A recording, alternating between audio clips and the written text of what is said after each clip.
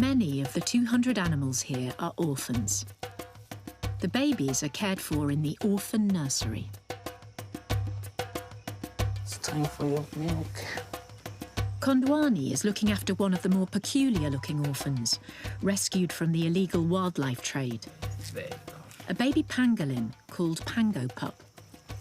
Pango Pup has been here for about 5 months now.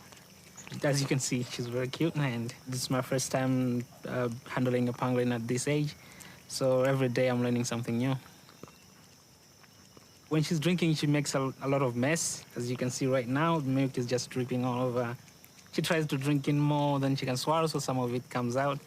But she's taking in a lot, so that's what we want. These shy nocturnal creatures are the only mammal covered in scales. This uniqueness makes them the most trafficked wild animal in the world.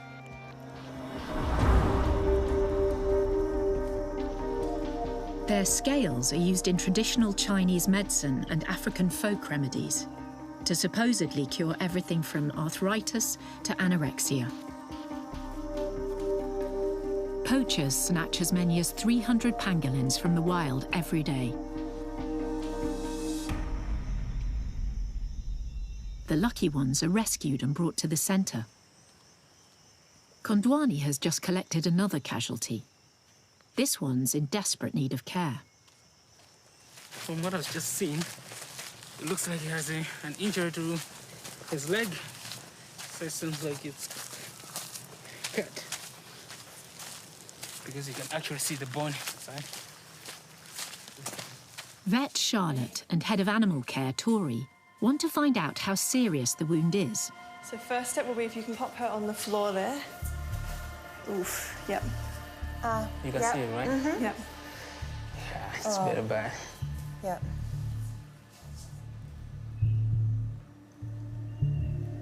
Looks like tibia fibia, doesn't it?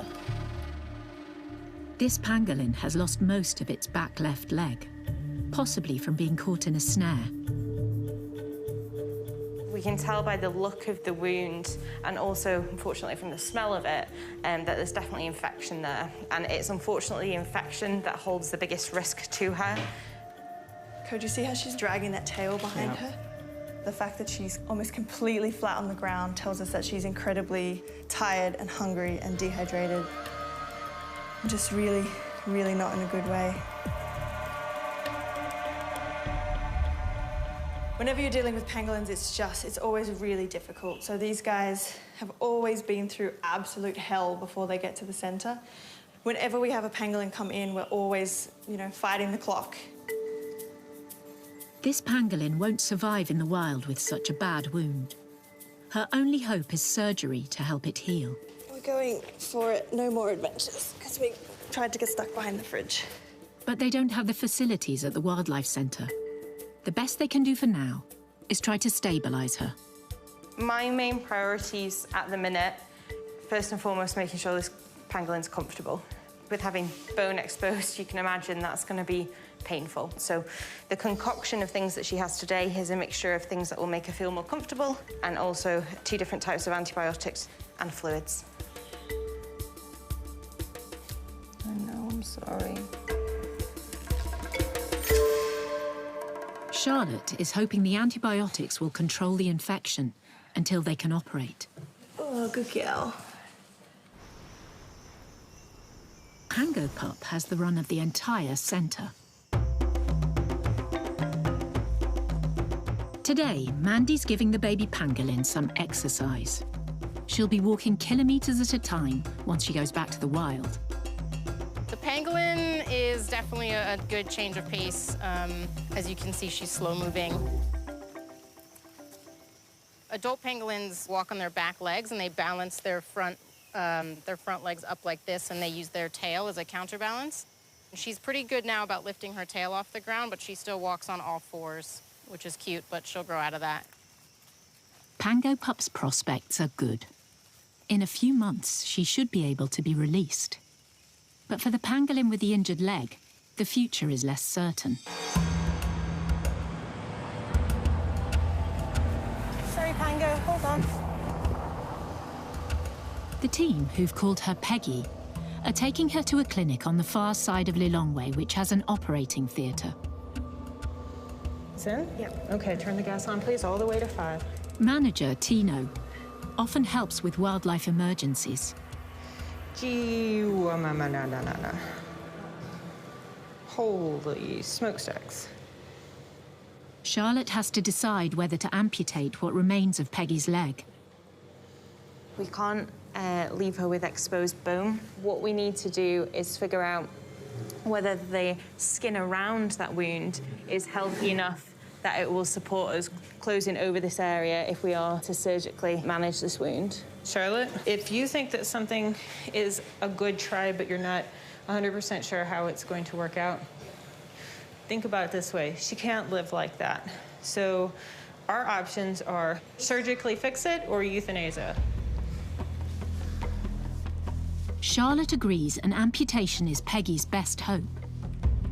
Amanda and Tori are monitoring the anaesthetic, but none of them have operated on a pangolin before.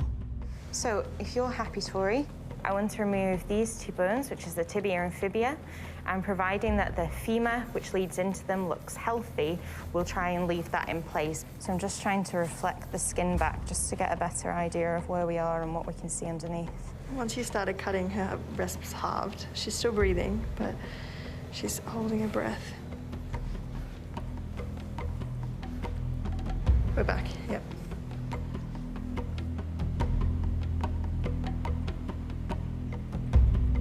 Sweet. Very nice, Charlotte. Thank you. The bones are out. Now Charlotte has to close the wound. But on a pangolin, that's not straightforward. This was always going to be a jigsaw, so to speak, to piece things back together. There isn't much plain skin between the scales, so you've got limited kind of tissues to play around with. But we're getting there. It's like a relief to see something that we can do something about. We had other pangolins that come in that the wounds were so extensive, we actually couldn't do anything. This is the first time that we've actually been able to actually do surgery, and it's been exciting to have Charlotte do that.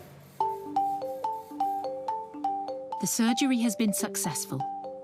Peggy's going back to the centre to recover and to see if she can manage with just 3 legs. Performing surgery over here, it takes a lot out of you. The heat definitely gets to you. You do feel a little bit drained afterwards, but happy that it seemed to go fairly well today.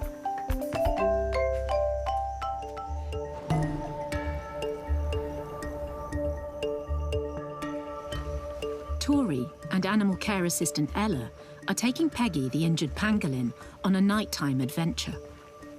Maybe if we go through the lower trail gate, but then go up. Yeah, on that way, there's a big termite mound that I saw earlier with pango pups. Cool. Peggy's recovering well from her operation. The team have a site safe from poachers where they could release her. All right, I think you can pop her down if you like. Okay. First, she has to learn to walk again. These guys have been documented to travel ridiculous distances in a night and eating for like 90% of that time. So what we need to do is make sure that she can do it now that she's got that limb missing. But as soon as we've worked that out, the rest she already knows. She knows what she likes to eat. She knows how to find a burrow.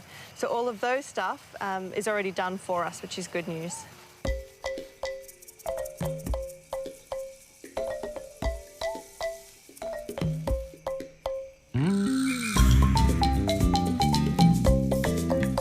There we go.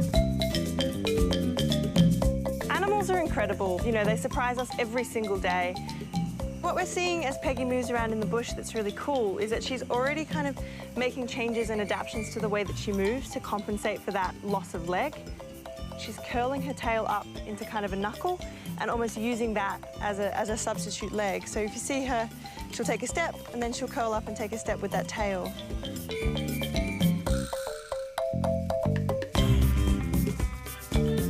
My favorite part of the job is seeing an animal come in and it's tired and sick and scared, and just being able to watch it grow and develop and turn into a happy, healthy animal. Peggy, she's got a little ways to go still, but she's already moving around as if nothing happened. It won't be too long before she's ready to head back out there into the wild. Hey Love Nature fans, be sure to like and subscribe to catch all our wild animal stories. Get closer to nature right here on YouTube.